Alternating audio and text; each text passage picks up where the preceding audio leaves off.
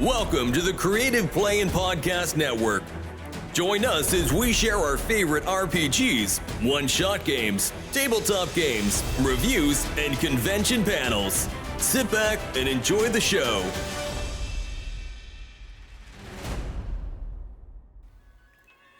Hi, this is Kelly, aka Trixie from Ragnarok and Roll, assigned to Ragnarok Story, and Tilda Wimblewick from D&D Journey of the 5th Edition.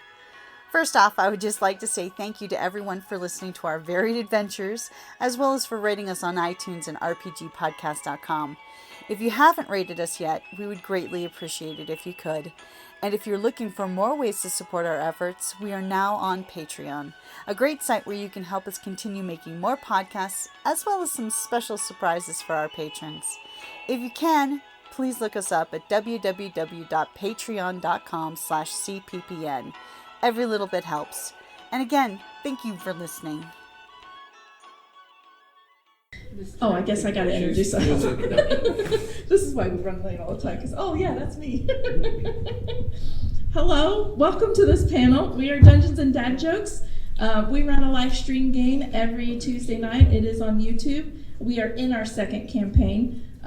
We are running actually currently in Shadowrun 5th Edition. Our first campaign was Dungeons and Dragons, and well, our next campaign is probably going to be in some other system. So we like to play around in various systems. We're just big gamers. We love gaming. We decided, I'll let you do that. Yeah. So we're just going to go ahead and do a quick introduction of, I am Jodie. I am the GM. I run it all.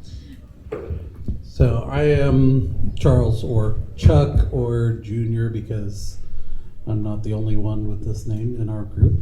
But I've been playing role-playing games basically, well, how long have we been married? About 28 years. So about 28 years, because I started really after we got married. So hadn't had a whole lot of experience doing anything role-playing related since then, or before then, but had a lot since then. So hi, I'm Charles, Senior. Everyone calls me Senior in our game. I've been role-playing since he was in diapers, literally. I started before D&D got big. I started with, I can't even remember. Yes, no, Star Frontiers came in after. Yeah, Traveler. I started with Traveler back before D&D even became big. So. I didn't say how long I've been playing. I've been playing, what did we determine, like 30-something years? I started in the 8th grade with my sister. Well, she'd been playing before. She introduced me to it. Go. I'm Rhonda. I'm the sister. I've been playing for over 40 years. I will play just about anything you put in front of me. I got a few mental blocks on some things, but there's a couple of systems I'm not sure I like yet. But hey, our current campaign, I play Luna. I'm a lunatic. I have a lot of personality. I'm Joe. I think I'm the only one that's not related by blood. blood or marriage. Yeah, blood or He's marriage. become adopted. Yeah, I'm the adopted one. I've been playing role-playing games 29 years or so. Started off on IRC online, so way back then. And I love all the systems. I like learning the mechanics. I like breaking the mechanics and twiddling with them. It's fun. Hey, I'm ready to go back to Thaco. No, thank you. All right, so Thank God. what we're here for today, basically we're gonna dive into the idea of character creation, not just for any particular system, because like we've said, we've got experience with a lot of different systems, but we want to look at it more from a more generic point of view. Look at well, we're gonna share our own experience with it, but also looking more specifically at the design, the development, and then to fill out 3Ds, which was her idea, dating, but it's more the character interaction, how to interact with NPCs or even other players. Well, it can be dating. What we're going to do. And dating is one of those possible interactions, and we'll get into that. Hopefully, ideally, by the end of this panel, you will be able to take your flat Stanley character and have an actual person that's like, oh, this is a real, like, this is okay. Something with dimension. Make it Which, 3D. in a lot of ways, is even applicable to things like being at a steampunk convention, right? Those who like to do any of the cosplay or anything of that nature, you can use the same concepts to bring life to your persona that you're projecting over here. So. All right, so let's go ahead and start with design. And really, I think because you've kind of gotten a handle on so many different things with it, I want you to start with the mechanical side of it, because I think honestly, you've started to understand things that are even beyond what the rest of us do at this point. I don't know, sometimes I think other people have more capability at mechanically designing their characters. But honestly, when I decide on a character that I want to play, obviously it starts as a flat Stanley. And what I start with is, what do I want this character to experience and where did they come from? And so then I start to build out my stat blocks. I almost always use some kind of standard array because I cannot roll. If you watch the stream, these guys, man, they beat me to death because I can't roll anything. And so I usually do a standard array so that way I actually have a chance at not being a farmer. And so I take those stat blocks not based necessarily on what class I want to build, but who that character might actually be. You know, if I think that character is going to be super charismatic, loves to talk to people, persuade people, is like the highlight of the town or whatever, I'm going to put that charisma up, whether I'm playing a sorcerer or a bard or whatever. And I do the same thing with other systems as well. In looking at their stats, how do I want that character to be portrayed, their personality? And I try to build the stats from there. And then I build in the classes, the races, whatever else that system might have based on who they were starting as. What is their background? I like to build from a background. Oh, look, I'm reading right into your background there. And including the skills and the feats and all of that good stuff thrown in there. You know, what were they? If they were a farmer, then they're going to take agriculture as like a skill or something, you know. That's so you tend to build the character from an idea. Yes, I always build from an idea. Okay. So on another end of the spectrum, Joe, the way you build characters is totally different from a lot of the rest of us. So yeah, first is the purpose. A lot of times it goes into group makeup. What the group? Oh, sorry. What? it's like a ice cream. Okay, I won't lick it. Don't lick it, but it should be almost close enough. The purpose of the character. If we're melee heavy, it'll be ranged. If we're very damage focused, it'll be support. If it's just try to round out the group and provide what the group needs, and then I look at the mechanics and try to fit the character on that based on that purpose, and then build a personality around their purpose, which I am always open to the character's personality changing or evolving. In our last campaign, Fix started off as very much the happy-go-lucky, quirky gnome, and he was not so quirky and happy-go-lucky at the end of it, thanks to the trauma of our DM. So I mean, I can't roll. I got to traumatize in a different way.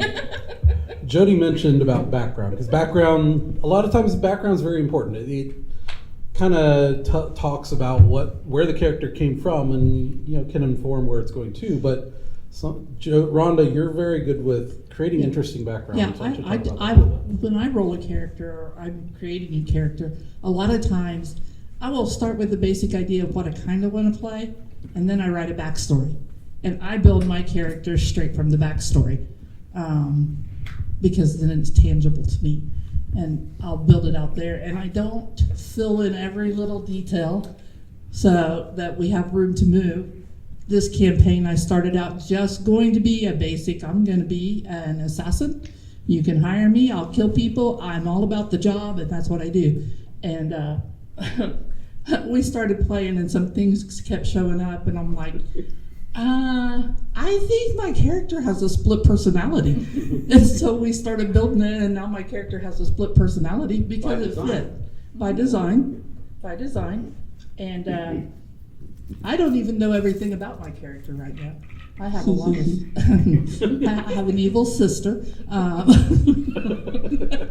It was my choice. I'll admit it. I said, I'll step away from the stream. You guys can have the conversation, and I will not know my backstory completely. But that's how I start my characters. I start my characters in a backstory. Now, one other aspect that a lot of people, and this is one of those that definitely applies, like I said, to cosplay and things of that nature, is appearance. Because you want your character to be unique, you want it to stand out, and even in role-playing games, you still want that in some way, or you want something to be unique about them. In fact, I had a character in Shadowrun in a different campaign that the unique thing about him is the fact that he could literally blend into any crowd. He was completely bland. He didn't look like anybody in particular, but it made him interesting because he could do things that other people couldn't do. But I know you've done some interesting things with the appearance with your characters too. So why don't you talk Just like about my last character in our previous campaign was a druid. Therefore, he could change shapes, but he was also a shapeshifter by nature. He was a street urchin who was a shape changer. So if you saw him go into an alley as a 15-year-old boy, he might come out as a 30-year-old elven woman because he was also a thief. So he would rob people and change shapes when they couldn't see him, and they wouldn't be chasing him, they'd be chasing someone else. So having that ability to morph into whatever he wanted gave him that ability to literally hide in a crowd and take a few coins out of people's pockets while he was at it. So he always had that understanding of he was trying to be better, but he wasn't. He tried. Now, I know on our thing here, we've kind of skimmed through a lot of it. Is there anything specific that any one of you want to talk about from this? I would add on here, especially with appearances, unique characteristics. Everybody likes to have that scar across the eye, or the hidden tattoo or something. Always make sure it has meaning, and then don't be afraid to share it with the party, because that is what it will bring out your character. It will bring out its backstory. It will bring out. Yes, Luna has butt art. We call it butt art. She has a tattoo on her ass. I have a mystery tattoo that does things. But, don't be afraid to share that with the party. Yes, you want to kind of keep it secret, but when the opportunity arises, share it with the party, not because you want to keep it, not because you want to keep it secret, but because you want your character to start to develop. And further on down the road, we're going to start talking about dating and character interactions, because that's very important when you have character interactions. It's also good to, don't be afraid to try new things. I played an artificer for the very first time. I've been playing for a long time, for the very first time, and I thought, oh, this is going to be so hard. But I really enjoyed it. And by the way, she wore spectacles. And, along those lines, my character in one of our previous campaigns, it's a good example of when you just try something because it sounds interesting and different, and sometimes it doesn't work. And you either learn to work with it or you scrap it and move on, try something else. So I had a character, it was before we started streaming. It was our pre-streaming campaign that we had done with D&D, where she was from the fire plane, and so she had stuff related to that, but she was part rogue, part sorcerer, so she could do magic and she could sneak around and steal stuff, which on the surface, a lot of fun. unfortunately, in that particular campaign, Well, it was a high seas campaign. yeah, so it didn't work as well as I had hoped. Although we did still end up on land Let's more be- than on the let's sea. be We honest. did end up on Let's land be more honest, often we than spent not. more time on land due to somebody's character At a than we library. did on sea. Yeah, but on top of that, there were other people in the campaign who could do everything that she could do better. One of the things you have to look at when you're building characters for any kind of campaign is the basics of what is needed for a group in a campaign. It's like, in like a D&D setting or something like, even in a Shadowrun, you're going to need someone who knows how to fight. You're going to need someone who knows how to heal. In our Shadowrun campaign, I'm a support character. I drive. Mind you, I drive F1, but I also drive a van and I have a auto body shop or a car repair place. He's also flying an airplane. Don't let him. Yeah, be true. modest. And I he's do got their all his drones. little I drones. I have drones that can shoot at people. But it's all within the type of characters you need in a campaign. In a D&D, you're going to need a magic user. You're going to need to decide what kind is best for you, but also what kind is best for your campaign. So if you don't have a cleric, having a warlock who has healing spells is not a bad alternative. So building your campaign or your character around your campaign is something you really want to take into consideration, because it's really bad to go into battle with 5 barbarians and no one to heal them. Although it can be a lot of fun. Talk to your Sure it can DM, be. whoever's DMing. Talk to your GM. Talk to them about your character. Don't be afraid to talk to the other people you're playing with. Talk to them about your character, because if you're all playing the same thing, it's not going to be fun. Although, I've always wanted to do an all-cleric campaign. Because I've seen it with bards before. Bards is what I would want to do. A group of just bards. I have an idea of monks, had a cleric who was more of an illusionist than anything. You would just love to play that with Steve. So, but He's again, full of songs. even in doing that kind of a thing, each character still has different capabilities that the other ones don't. So you're trying to build. You want someone who can pick locks. You want someone who sees the traps. You want someone who can attack range. You want someone who can go forward and melee. Talk to people, that's always good. Yeah. Oh, yeah. You definitely want someone who So- can yabber with the best of them, because, and I've always been good at that, As president. because you're trying to accomplish things in your campaign. She had a battle set up for us once. I had the meanest dwarf fighter, and he negotiated peace, and the battle never happened. So sometimes it's just fun to drive a GM crazy. Or litigation, but we won't go into that one. Yeah, we'll get into that I another day. am the litigator of the group. Yeah, we've had some fun with that. So, If you have a litigator, you have to be careful what you say. no kidding. And you have to be careful what I say as well.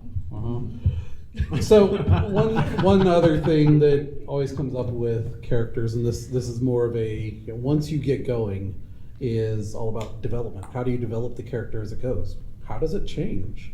Right? Rhonda's already touched on that a little bit with even just changing her background mid game to realize, oh wait, it sounds like my character has a split personality. There's something there. So how are we going to develop that? So a lot of that comes down to motivation, right? Because you don't want to just make a change at random. You want there to be a reason for it, right? So who wants to tackle this one? I really don't know who. Actually, Rhonda, either one of you two would probably be good for that. Kind of touching back on Sindra, on the campaign that he was talking about, his rogue sorcerer.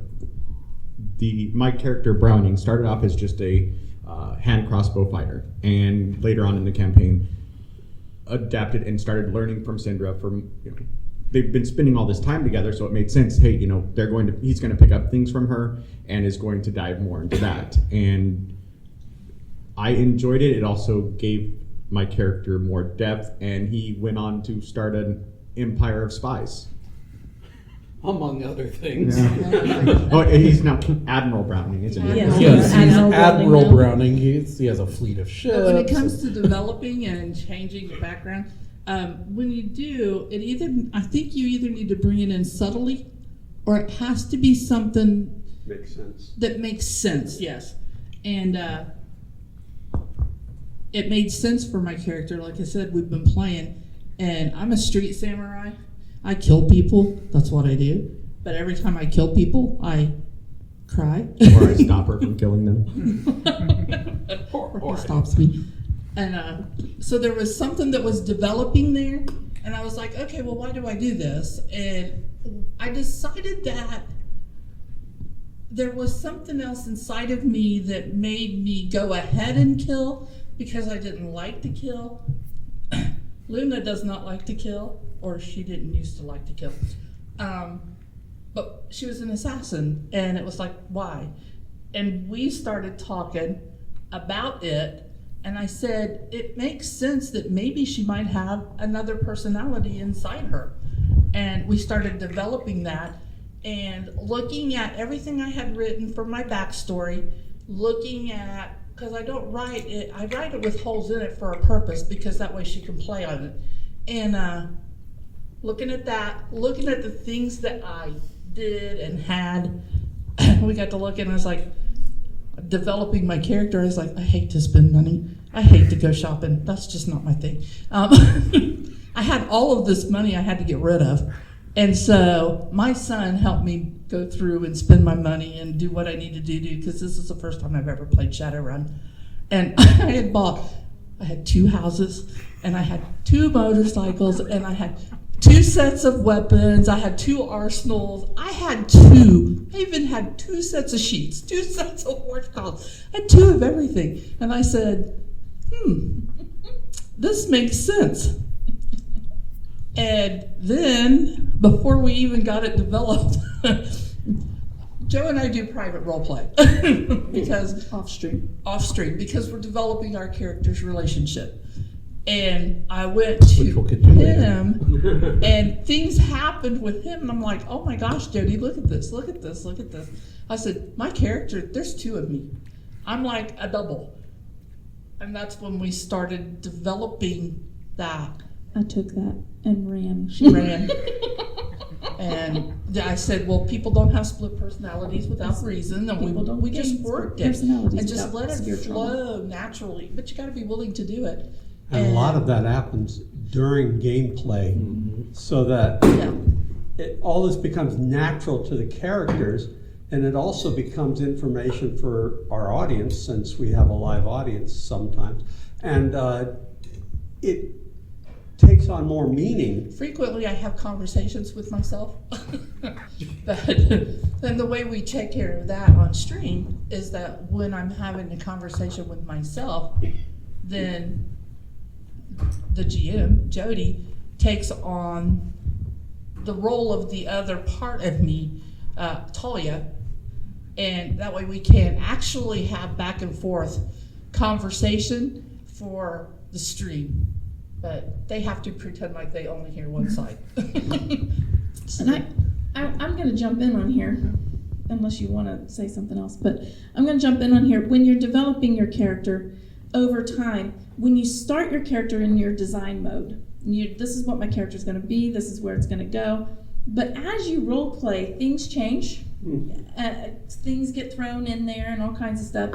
So don't be afraid to change your goal, change your outcome, to develop that alignment with the party and things like that. It's really hard to be in a group if you're going to be the emo person that's always in the corner and never talking to anybody. It's really hard to be in that group dynamic. So you have to adjust your character a little bit during development and have them come forward. Are they going to immediately join the party? No, there probably needs to be some trust built and things like that. But you work with your GM and even as a fellow party member and say, look, this is where I think my character's going to go. Will you help me build that? and they will. So, and that's really helpful to have party members to do that with you, because then it's not like out of the blue. It's like, oh yeah, no, we're going to bounce off of that. Oh yeah, glitch is definitely a good example of that. But we're going to get into character interactions at this point. Well, I was gonna say I do have something I wanted to actually add with the goals, because sometimes your character starts with a goal. Like my character in our current campaign, I'm playing Phoenix. He's a mage, and he started off pre-game. He started off actually going to the University of Washington to learn magic. Then he got blamed for a lecture hall getting burned down to the ground.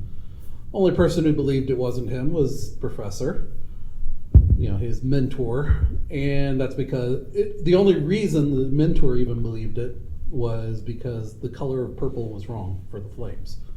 Because one of the background decisions I made with my character is that he loves purple flame, which I'm actually pretty fascinated with purple flame, and anyways, but that's beside the point. Not enough to actually burn things like that. But as we went along, a lot of my focus was trying to figure out who's the one who framed me, who betrayed me, who got me kicked out. And one person ended up dying not in our game. We found out about it kind of happenstance as it went along, but still haven't figured out who's actually to blame, who's the one who framed me for it initially. But as we've gone along, I've gained other goals. In fact, right now I have another interesting goal that ended up relating to Luna's background. The butt art. Because we found out that one of the people who had caused her split personality basically had been doing things to innocents and children, and one of my big things that I decided with my character was he has a code of honor against hurting children or innocents, and so now the guy who did that is on his hit list. If I ever run into him, even if I'm on my own, that guy's dead. Needless to say, he's on everybody's hit list. He is.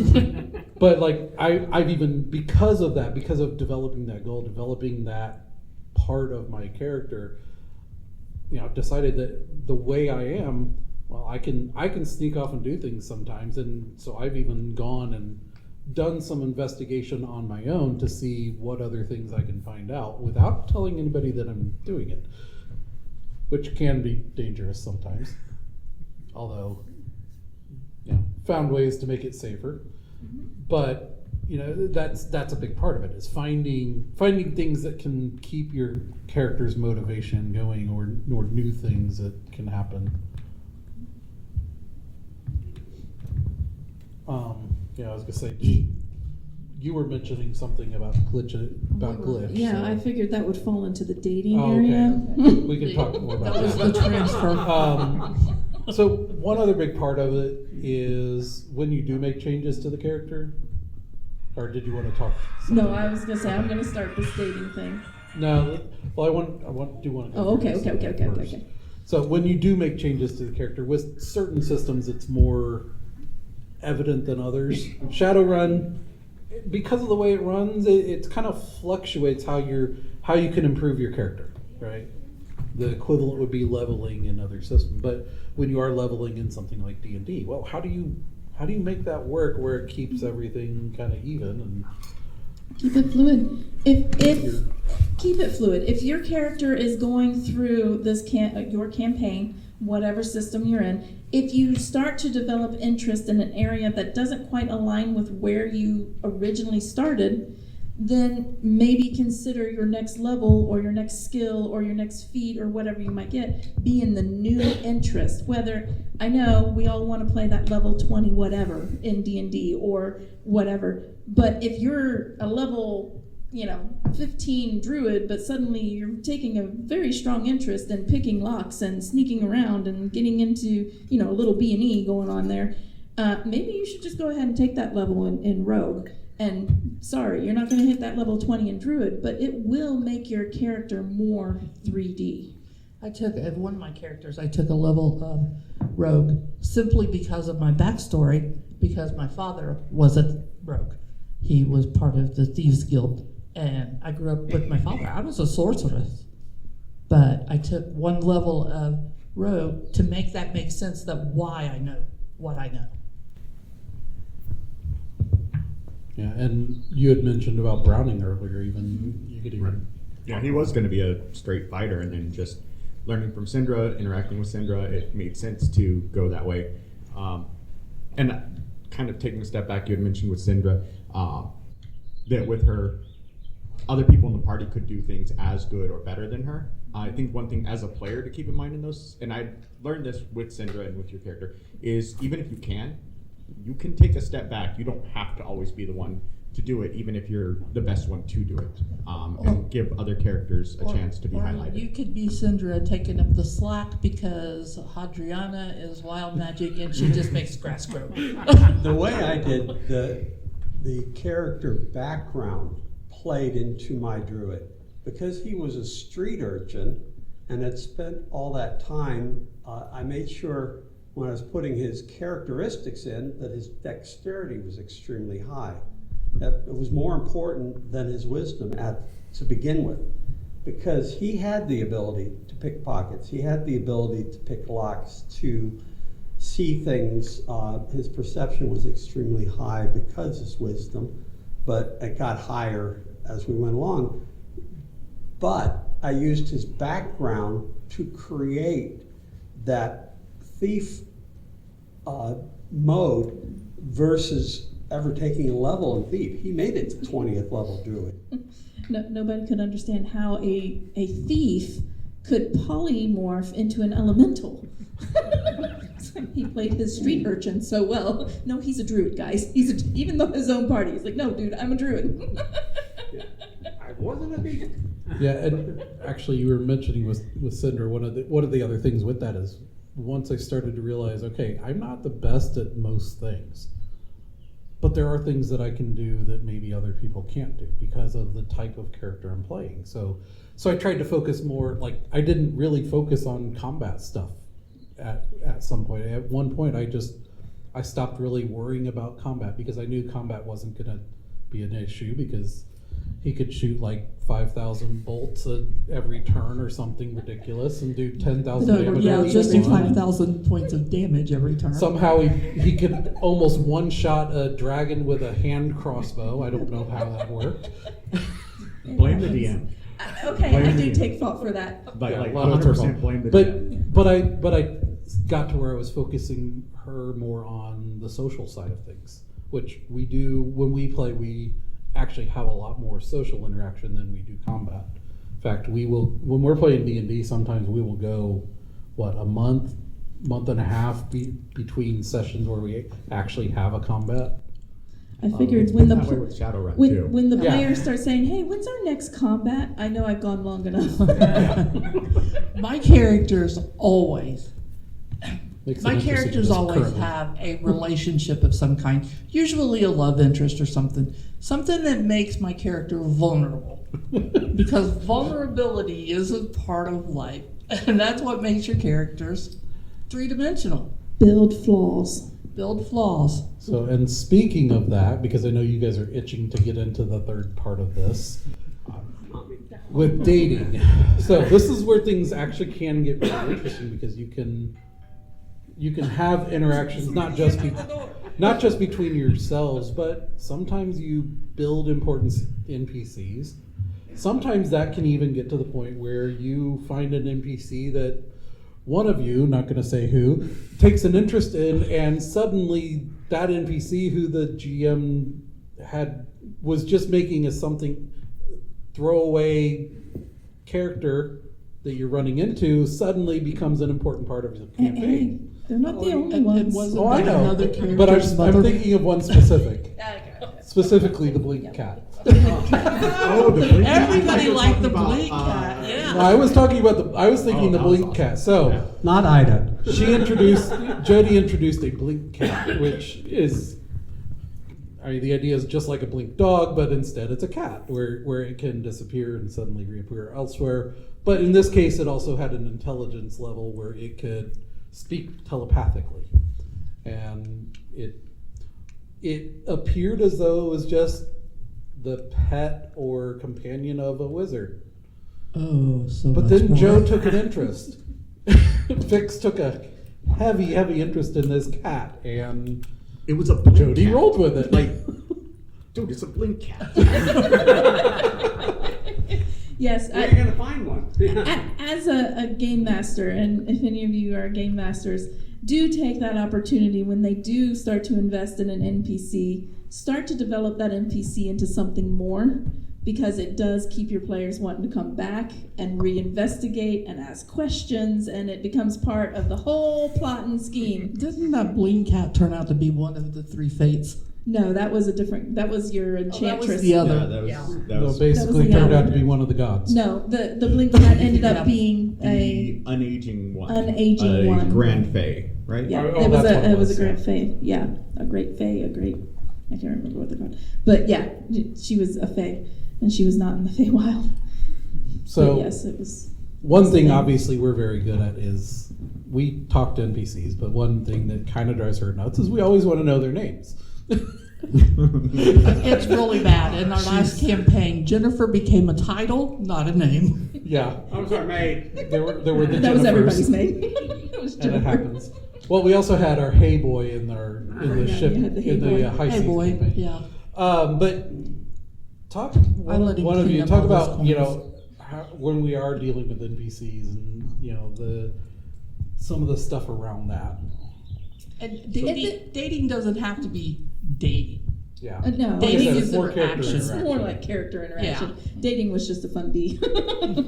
Although it can be It dating. can be dating. Yeah, no, the interactions with the NPCs and versus PCs.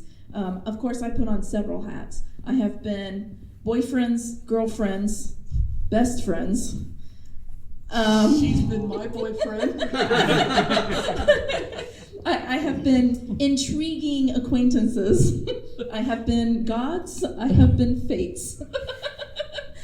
And you thought playing was fun. It's I have Undead. come to like being a GM because that really allows me Oh, the James isn't in opportunity. here. You were even undead brother at one. I was, yeah, I was even an Till James undead took brother that until character James over. came in, and so allow for those interactions because it does help to pull out backstories. And I almost always, if they take an interest in an NPC, I'm going to give away a secret to all my players up here. Almost always, when they get an interest in an NPC, I make sure they know something about their backgrounds. I have NPC that my character, who again is just a support character, so they don't ever take the front, except since they're driving F1, they do take the front there. And this character is a spy, and he and her have just become really good friends. So when she's in Germany and he's in Seattle. So he's driving F1. He's in Germany, he's in Italy, he's in France, Monaco, and they get together and just enjoy life as friends, even though he knows she's a spy and she knows what he does for a living. And when you're doing these things, a lot of times when you're the GM, you take on that role and you kind of know you're going to take on that role to begin with because that's where everybody's going to go. But if you're going to develop a relationship with somebody else that's in your party, you need to be really comfortable together. You need to really know what you're to expect, if there are any boundaries or anything like that. I'm actually playing 2 private role plays at the moment where I'm in relationships, and both of them, one of them was with an NPC that the GM plays, and the other one is Glitch.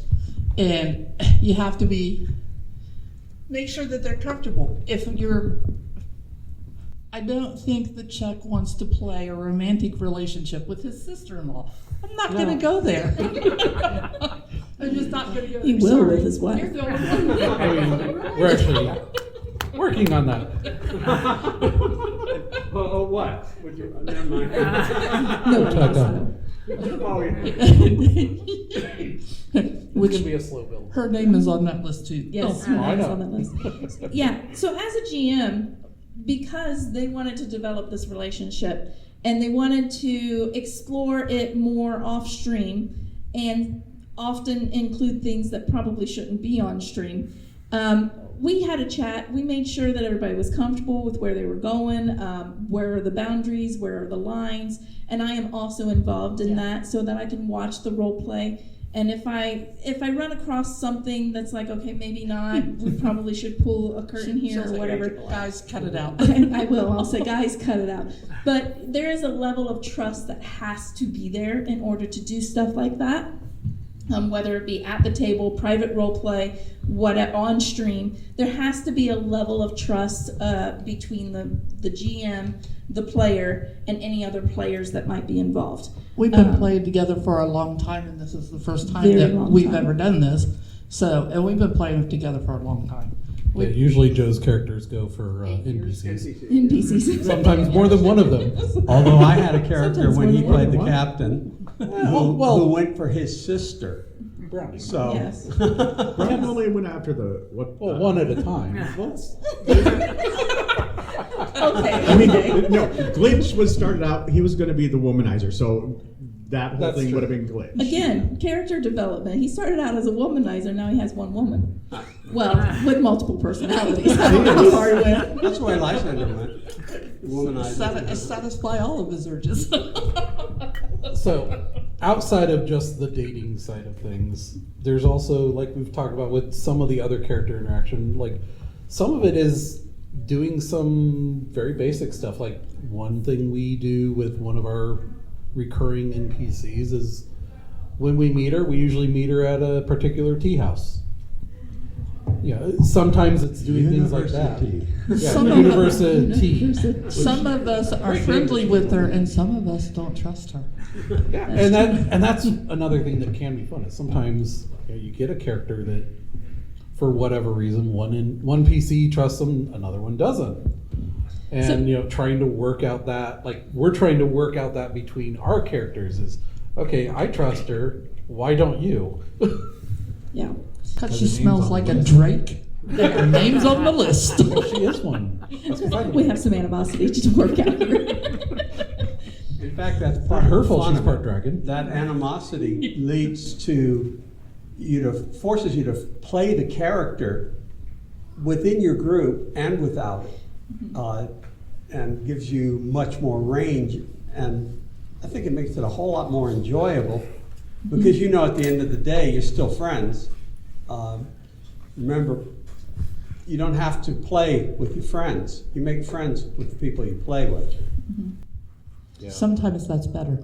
I mean, Yeah. that's Sometimes. literally how we met Joe, is through playing in a game where we just randomly happened to be in the same game as him And now he's became adopted. friends through that. I met you in the Yeah. living room, so. Jody said, "Hey, Rhonda, we have this friend that we play with friend. that would like to play with us. What do you think?" And I'm like, "I don't know."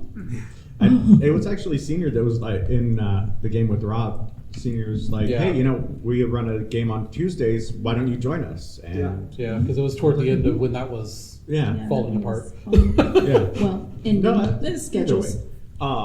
But yeah, and he suggested I join, and I did, and I'm very happy that I did. Obviously, I like the way he played his characters, so. We haven't chased him off yet. Hey, we all They've look tried. forward to I'm very Tuesday resistant. night. We are very character intensive.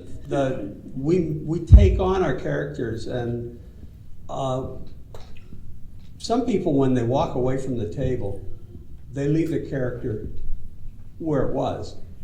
We tend to think about what can our character do to improve themselves or improve the group.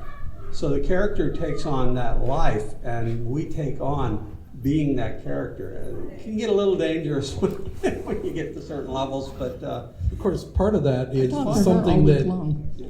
really you guys have just more recently started doing, but I learned this a long time ago. Part of what you can do to help put yourself into the role of the character is, instead of saying like with Phoenix, instead of saying Phoenix does this, Phoenix does that. Phoenix says this. Refer to them in the first I say person. I every time.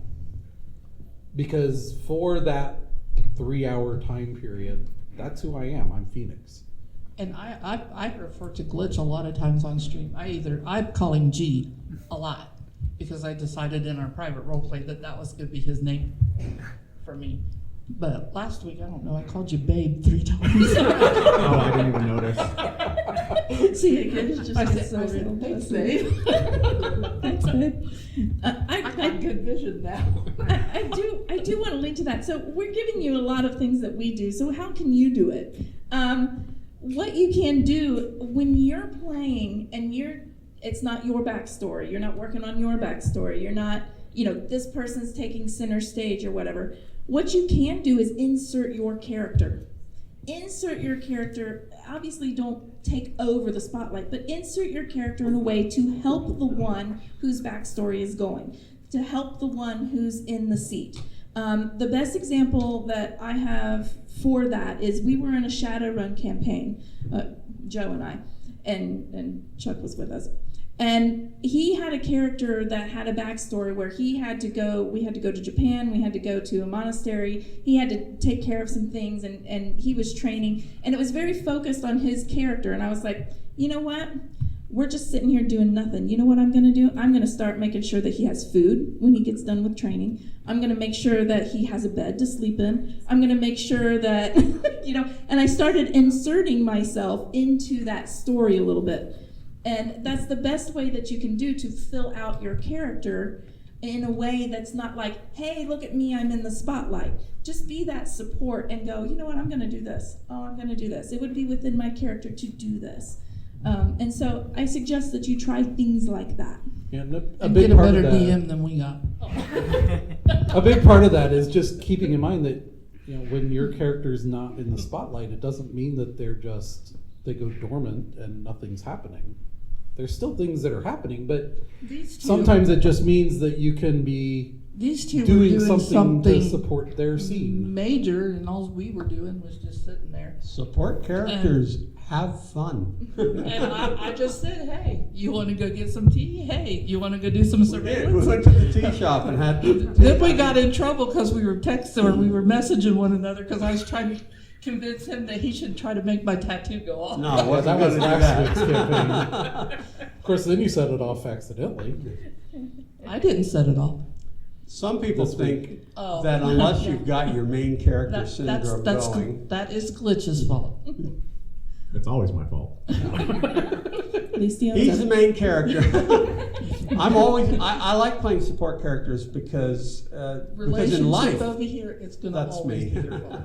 And and sometimes it's also good if you notice that somebody else isn't really participating in a scene, and you think that they might be able to help with something. In fact, Joe's really good at doing this. He'll pull in me or Dad. Sometimes he has to say, "Hey, Phoenix." Yeah, Phoenix. Of course, Hey, I've Phoenix. one thing I've been doing Phoenix. with my character, which this is another thing that I've developed with him, because he's a very studious person. We ended up running across a bunch of books about magic and history and other stuff, and he's just sitting there reading books all the time now. And so it actually works really well for me because I'm also a math teacher, and sometimes we'll have nights where it's mostly the two of them and they're doing stuff, and I'm just sitting there and Somebody's I'm not got really to doing play much. this game. But a lot of times that works out because I might be grading papers while we're playing, and I'm still paying attention, but I'm doing more than one thing because I'm not the main character. But we've gotten to where we play it off as they'll start asking me a question, and we'll play it as oh wait, what? Were you talking to me? Me? And it works really well. It kind of blends life and the game at the same time, which we can do that because we're streaming and we're playing online because we're not all in Arizona. No. In fact, he's Other side. about 5,000 miles away, 7,000 miles away in Australia. She's 3,000. about 3,000 miles away in In Ohio. Or 2,000. 2,000, something like that. Yeah, I So- think it was actually. And I'm like 2 miles away from them. Yeah. It's 2 miles. Actually, about 5. Is it that far? Yeah, it's about But- 5 miles. We've said a lot about some of the things that we do, and we can Well, we talk could talk forever for on this. hours. I'm not gonna lie, we could talk for hours. However, I do want to open up an opportunity to ask questions. If you guys have questions on like how do I get my character inserted, how do I take from this sheet of paper and make him a real boy? Do you have any questions?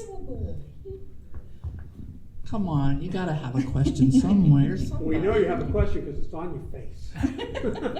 Go ahead, yeah. What's the best way to approach a fellow player? Say, hey, I got this cool duo idea. Do you want to do this? Let me take that. I did that with a character once. My best friend, we were playing in a game, and we were supposed to wake up as not knowing anything and learning who we were. But what we did, we approached it as brother and sister, twins. And so we were able to build our characters together and then insert them both into the game so that when they found out who they were, they found out what their relationship was. And so yes, it's a good thing. It works real well, but you've got to communicate. The You've gotta best talk thing to is them. to do exactly what you said. Go to them and ask them. Communicate. Yeah. Previous game, another player, he's friends with my sons.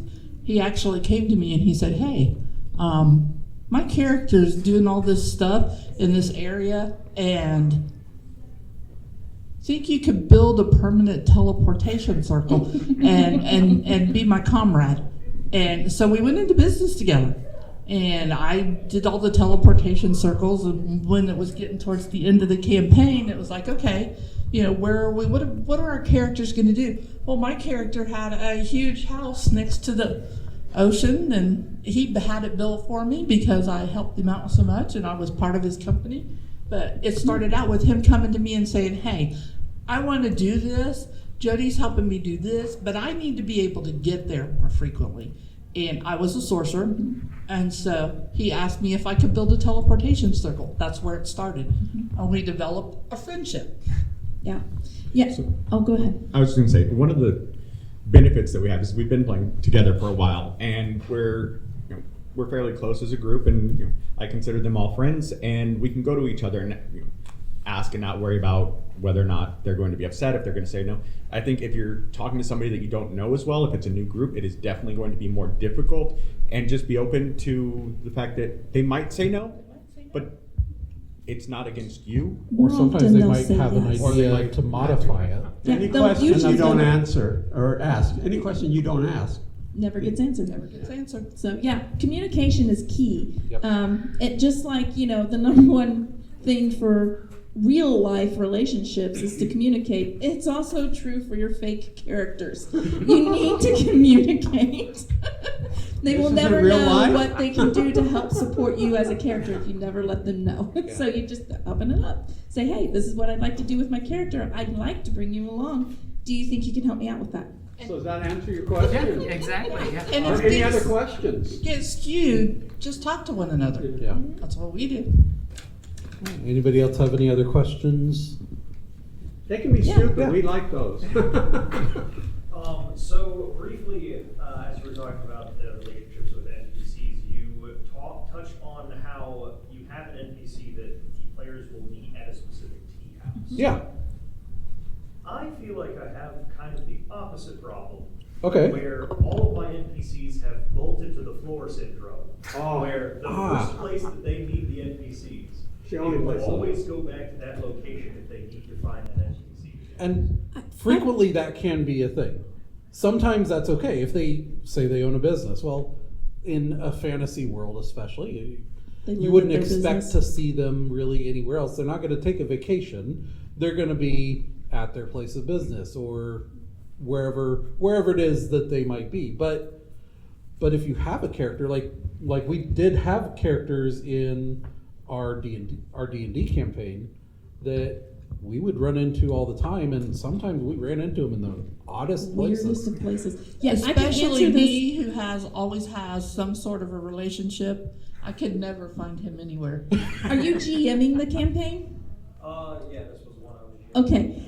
When you GM a campaign, it makes it really easy to keep them from going back to that same location all the time. Yeah, What you can down. do is wherever they may be, think about what that NPC's kind of motivations might be. Like in the current campaign, Oteka is helping a dragon try to find an item. So she's all over the place. She's all over the world because she's trying to help somebody find something. So think about that NPC's kind of motivations. Even if they're a shopkeeper, they'll be at the shop most of the time. But for some reason, whatever, they go to this other town, and this other town is having some kind of festival or something. They have a booth. So throw them in front of the players, especially if the players are interested in that NPC, because then suddenly they'll be like, "Oh, you're here. Why are you here?" Yes. Now you've got a plot hook. Trust me, if the Bleed Cat showed up outside the shop, we noticed. Oh yeah. Well, and one thing to keep in mind is it can make your world feel more alive if the NPCs are doing things sometimes that don't even involve the characters. They just happen to be doing something and the characters notice it. So I guess the really part of it to keep in mind is the world, they don't stop just because the NPCs aren't in town. They're still living their lives, they're still doing things, so try to think more about, okay, what could they have done between now and, or between back then and now? Maybe a few months have passed. What could they have done in that time that maybe causes them to be somewhere else? One example. Sorry. One example. The one trouble with this is that it's a Waterdeep campaign. So Okay. it's stuck in Waterdeep. They are Well, kind of stuck in. But they could still go to different have parts them of be Waterdeep. at a tavern, or have them be at their shop, or have them be, oh, you saw them come out of town hall, Run Or into maybe them they on the got road. kidnapped. or they're being kidnapped. It's where you want to have an NPC not where they're supposed to be, and the party needs to find them. How do you keep that from being a chore for the players because they went to the place that they expect the guy to be, and he's not there, and now they need to find it? Realize this, your players are going to miss opportunities. Oh, It's a reality. So keep presenting them different opportunities. One of these days, they'll catch it. Eventually. It happens, because it happens in real life. How many times have you walked by someone, I've seen them, that person but I don't know where. And you don't go back and ask them. Yeah. You missed an opportunity. So sometimes as a GM, you have to place those opportunities almost sequentially, and hope that eventually they catch on that, oh, wait, I know you. You work at such and such. I have so many things, just little minute things thrown into my players that they have completely missed, that are coming back. Some of them to bite them in the butt. Some of them they're just seeing as if they're seeing it for the first time. But if you want that to be a plot hook or whatever that's going there, you give them something they cannot resist. They go to the shop to find out some information. The shop is overturned, or there's an unusual note, or the door's not locked, or things like that. That's like just kind of pings them. That's like, oh, this is out of the norm of when we come and visit them, and then they start to question and have. And want to investigate that. And again, they may miss it, and they may just go on about their business, and then it's like, okay, well, when you're interested, we'll circle back to that. Yeah, and then sometimes it could be more of an adventure hook instead of Yeah. just being a chore to try and find this person because they're not where we expected. And I had a- sometimes that's when the DM has to be adaptive. Yeah. I had a player once, every time Flex. it looked like I was directing them into a situation, he would start mooing. because I was hurting them, So, but sometimes you have to hurt them because sometimes they're never going to get to where you need them to get to. Yeah, that does occur every once in a while. I play with a group of players that a lot of them are apathetic to the choices the party makes. So a lot of it, sometimes I'll have to be like, hey, you have an active contract with the Order of the Fist. Are you going to follow up on it? Yeah, and sometimes you have to remind your players of that because they might not be thinking about it. A lot falls on your shoulders as a GM. Unfortunately. So- Yeah, and if they are ignoring that enough times, if you want that to move forward, you have, like, for instance, that order, you have an active order to do this, or you have an active contract, have somebody come and say, hey, why aren't you doing this, and start really pushing and being like, okay, I'm getting in hot water here, I need That's where you want assassins. All right. I do like to kill people. Yeah. So we are. I am for hire. We are hitting our time limit here. So anybody, if you do have any other questions or you just want to talk about this stuff, we do have a table just outside the door outside of the vendor hall. Yep. And then also they will be running the game room. We will be running some role play games. And they're also going to be running some play. some D&D and other on the games rooftop. throughout the weekend. Where can we find you guys online? You can find us on YouTube. We are Dungeons and Dad Jokes. You can find us on our website, and you can find all of the other social media links at dndadjokes.com. That is our website. That is also where we keep some background on our characters. You can And I read try some to keep hot it sheets. updated on where we're going, what we're doing, what we're playing, all of that kind of stuff. Yep. We just added I in don't a have a new dad DM. You are a dad joke. He's got I his always own have a game dad page. It's like You got your own game page. I used to have problems with it. I was an identity thief, but I've grown out of that. I was a different person back then. That was a different person. And by all means, if you want to listen to a story that's got more story hooks than a needle factory, join us on Tuesday nights on YouTube. Yep. It's got so much that some of us Then can't you- keep It's if track you of. Wednesday morning in Australia. It's got so many. She's created a murder board in her house. It's huge. She was like, I can't keep track of all these people. I was like, make a murder board. She's like, oh, yeah. Oh, I should do it. Thank you for Thanks, guys. entertaining us. Very Thank you so much. much. Thank you for listening to the Creative Play-In Podcast Network. If you enjoyed our show, please check out D&D Journey of the 5th Edition and Ragnarok Enroll a Scion Hero to Ragnarok Story. Also, check out our Patreon page for more content and behind-the-scenes things, as well as joining us for a one-shot game or two.